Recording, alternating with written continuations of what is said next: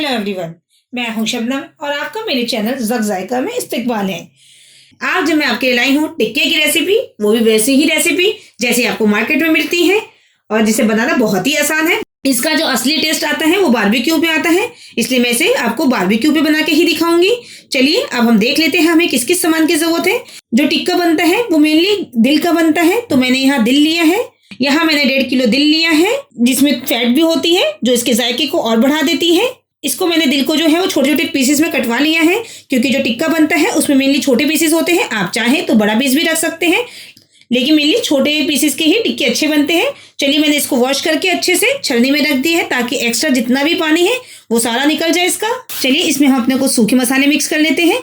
यहाँ मैंने मसाले में लिया है 1 से सवा चम्मच तक हल्दी, 1-1.5 चम्मच नमक, 1.5 चम्मच धनिया और 1 चम्मच गरम मसाला। ये मेरा होममेड गरम मसाला है, इसको हम इसमें मिक्स कर देते हैं। ये सारा मसाला मैंने इसमें डाल लिया है। अब कुछ सूखे मसाले हैं जिसको हमें ग्राइंड करना है, वो भी देख लेते हैं उसमें हमें क्या क्या चाहिए। यहाँ मैंने 2 इंच का टुकड़ा अदरक का लिया है, 2 गांठें मैंने लहसुन की ली है, 25 से 30 काली मिर्च ली है, 1 चम्मच साबुत जीरा लिया है और 10 से 15 हरी मिर्च ली है।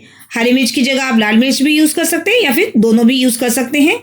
मैं इसमें थोड़ी सी लाल मिर्च भी डालूंगी अभी, इसलिए मैंने 10 से 15 ली है। इसमें मेनली स्पाइसी थोड़ा ज़्यादा होता है, इसलिए लाल मिर्च थोड़ी सी ज़्यादा डालनी है। अगर आपके पास अदरक लहसुन का पेस्ट मौजूद है तो आप 2 चम्मच अदरक का पेस्ट और 2 चम्मच लहसुन का पेस्ट भी डाल सकते हैं। चलिए इसको हम ग्राइंड कर लेते हैं। मैरिनेट करने के लिए हमें 2 नींबू के रस की भी ज़रूरत है। आप इसकी जगह दही का भी इस्तेमाल कर सकते हैं। इन सब मसालों को हम पीस लेते हैं। इन सब मसालों को पीसने के लिए हमें पानी का इस्तेमाल नहीं करना है, हम नींबू का रस का इस्तेमाल करेंगे। चलिए अब इसे मिक्सर ग्राइंडर में डाल लेते हैं और ऊपर से थोड़ा सा नींबू निचोड़ देते हैं। अगर आपने हमारे चैनल को सब्सक्राइब नहीं किया है, हमारे चैनल को सब्सक्राइब कीजिए और हमारी आने वाली नई वीडियो की नोटिफिकेशन के लिए बेल आइकन को प्रेस करना नहीं भूलिएगा। चलिए देखिए हमने मसाला पीस लिया है, इसको हम मिक्सर में ही डाल देते हैं। आप इसमें चिली फ्लेक्स का भी इस्तेमाल कर सकते हैं या फिर लाल मिर्च का भी इस्तेमाल कर सकते हैं। एक बार ऐसे आप टेस्ट कर लीजिएगा, अगर नमक मिर्च आपको कम लगे तो आप और डाल सकते हैं इसमें। चलिए इसे हाथ की हेल्प से हम अच्छे से मिक्स कर लेते हैं। मार्केट स्टाइल बनाने के लिए हम इसमें तंदूरी लाल कलर मिक्स कर लेते हैं। आप चाहे तो इसे अवॉइड भी कर सकते हैं, लेकिन हम मार्केट स्टाइल बना रहे हैं इसलिए मैंने इसे 1/4 टेबल स्पून डाल दिया है इसमें। अब इसे हम अच्छे से मिक्स कर देते हैं। इसको हम मैरिनेट करके रखना है फ्रिज में लगभग 6 से 8 घंटे के लिए, उससे इसका टेस्ट इन्हेंस होता है। अगर आपके पास टाइम नहीं है तो आप इसे फ़ौरन भी बना सकते हैं, लेकिन ज़्यादा अच्छा टेस्ट आपको इसको मैरिनेट करने के बाद ही आएगा।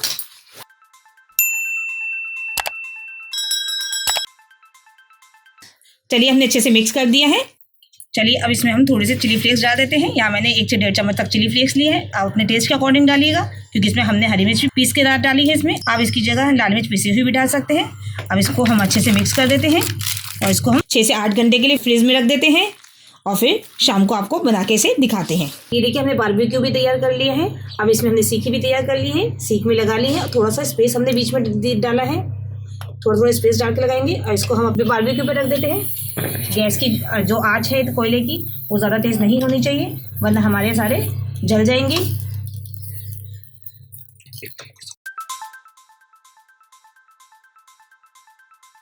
इसको हमें हल्की आंच पे पकाना है। कोयले की आंच का ध्यान रखना है, वो तेज़ ना हो ज़्यादा बीच में, और उसे पलटते रहना है ताकि सारी साइड से अच्छे से पके।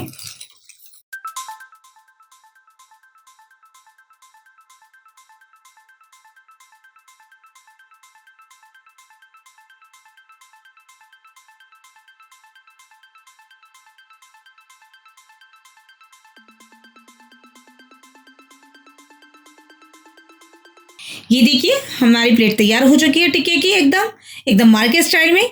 यहाँ मैंने इसके साथ सर्व किया है मूली को कद्दूकस करके और हरी चटनी के साथ। आप भी मेरी रेसिपी को फॉलो करके बनाइएगा और आप भी इसका ठंड में लुत्फ उठाइएगा। आप भी मेरी रेसिपी को फॉलो कीजिए और अगर आपको मेरी रेसिपी पसंद आई हो तो आप मेरी वीडियो को लाइक कीजिए, मेरे चैनल को सब्सक्राइब कीजिए और आने वाली नई वीडियो की नोटिफिकेशन के लिए बेल आइकन को प्रेस करना ना भूलें। आप कमेंट सेक्शन में हमें ज़रूर बताइएगा कि आपको मेरी रेसिपी कैसी लगी, और आपने जब इसे ट्राई कीजिएगा तब भी अपने कमेंट ज़रूर मेंशन किया कीजिए। आपके जो कमेंट्स होते हैं वो आपका प्यार होता है, मेरे लिए एक मोटिवेशन होता है। चलिए जल्द ही मिलते हैं नेक्स्ट रेसिपी के साथ, तब तक के लिए अल्लाह हाफिज़।